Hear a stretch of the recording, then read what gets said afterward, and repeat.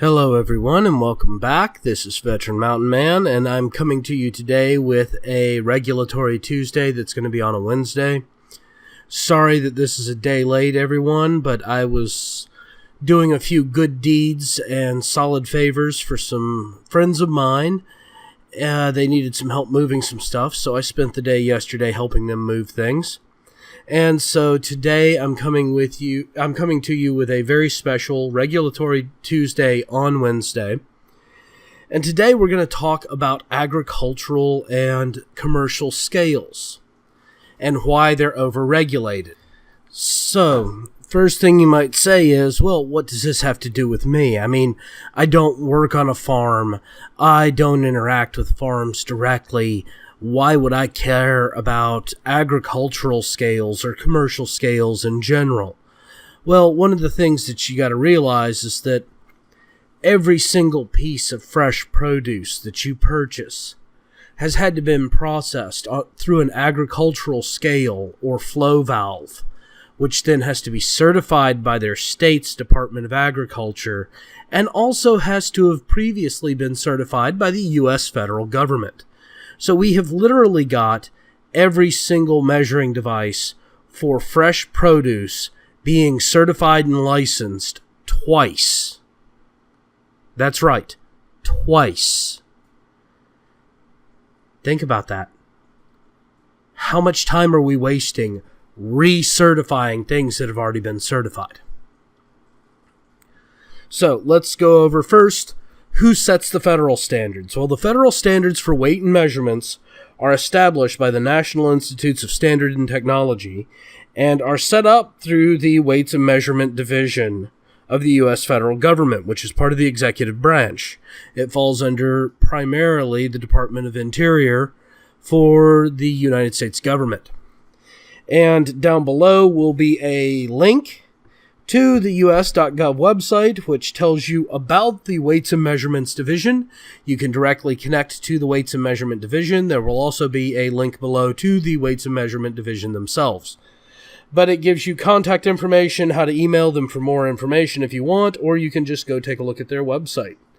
Now, also down below is going to be a link to Oregon.gov for the Oregon Department of Agriculture, where you can go and take a look at the Oregon Department of Agriculture's program for licensing scales and weight meters. Now, basically every single scale in Oregon that's used for any business purpose and any flow regulator, including things that say manage and distribute the flow of grain based on weight, flow meters that manage the flow of water into your home, flow meters that regulate the pouring of gasoline or diesel or natural gas, all have to be certified by the Oregon Department of Agriculture after they've all already passed National Institutes of Standard and Technology's Weights and Measurement certification. So we are literally recertifying something that has already been certified. And I know what you're going to say, well, isn't the whole licensing process specifically to make sure that things work? Well, that is some of it, but realistically, it seems more to be concerned with actually acquiring money from the businesses. Because I'm going to quote to you here a small bit of the information about licenses from the Oregon website. All licenses are issued each fiscal year beginning at January 1st and expiring on June 30th of the following year. License and fees cannot be prorated. Licensing fees for the fiscal year are collected beginning May 15th. So they are less concerned about you filling out the application and more concerned about you paying your fee. It also states that licenses are transferable. Please send written notification of change of ownership of the ODA licensing office. Note that your license is for operating a commercial measuring device and not specifically for a particular device. So they don't care which device you're actually using. They don't even care if it's actually working. All they want is to license fee you because you're using one. And this originally was sold to the Oregon populace to make sure that these people were using functioning, real devices and not just gypping people. So the question you have to bring forward is this double and triple regulating even really necessary anymore? Or maybe should we get rid of some of this?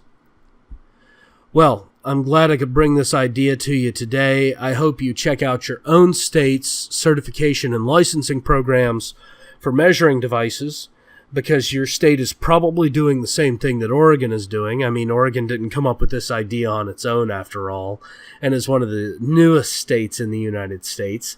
So odds are your state's doing it too. Well, don't forget, if you enjoyed this content, please like and subscribe if you're on YouTube, or follow and upvote if you're on VidMe.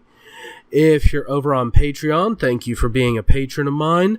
If you're not on Patreon, you can catch me on Patreon. I have Patreon-specific content, as well as very specific goals and reward sets for different patrons. So come be a patron, get special content, get to interact with me in a more productive manner. Also, if you want to leave a comment below, I do respond to all comments, so go ahead. Unless, of course, it's something like "you suck" or "hey, great video." And in which case, I might just upvote you if it's a "hey, great video" and keep going. If you want to interact with me on a individual level, but not on this particular topic, you can also catch me at Patreon or Minds.com. At all of these locations, I am the Veteran Mountain Man. It is spelt the same way. There are links down below. Thank you, and have yourselves a wonderful, wonderful day.